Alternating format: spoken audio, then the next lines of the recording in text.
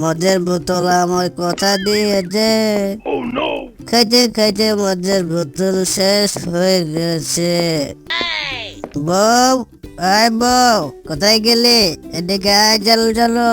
তুই আমাকে টাকা দে, আমার মদ শেষ হয়ে গেছে।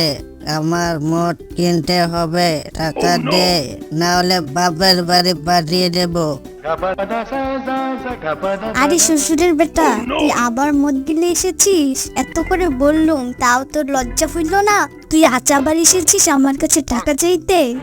এ দেশের সব ভালো ভালো মানুষ মরে যাচ্ছে, কিন্তু তোমার মতো এই মাতাল কেন মরে না? তোমার এসব কীর্তিকলাপ দেখে তোমাকে বাপ বলতেও আমার ঘৃণা লাগছে। আচ্ছা ঠিক আছে, তুই তাহলে কাল থেকে আমাকে মা বলে ডাকবি। এই বুড়ো, মদ খেয়ে কি মদের ঘরে ভুল বকছো? তুমি হও বাবা, আর তোমাকে কি না মা বলে ডাকবে? চুপ কর শয়তান, তোর মতো ভিখারি কি বুঝবে মদ কারা খায়?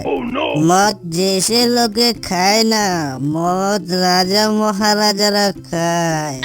তাইলে মহারাজ, কোন রাজ্যের রাজকুমারের সাথে আপনার মেয়ের বিয়ে দিচ্ছেন শুনি? মেয়ে যে আপনার বড় হয়ে গেছে, মেয়ের বিয়ে দিতে হবে না? বেশি কথা বললে তোদেরকে আমি বাড়ি থেকে বের করে দেব। তোরা যা এখান থেকে, আমার এখন ঘুমায় ধরেছে।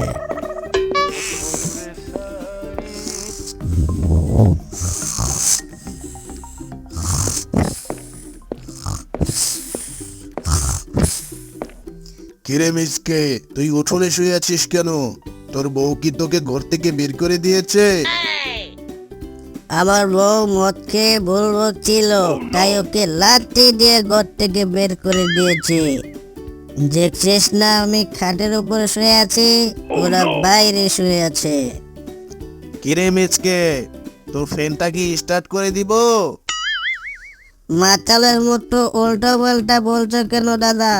দেখছো না এখানে এসি লাগানো আছে? আচ্ছা ঠিক আছে, তাহলে তুই এসির নিচেই শুয়ে থাক, আমি গেলাম।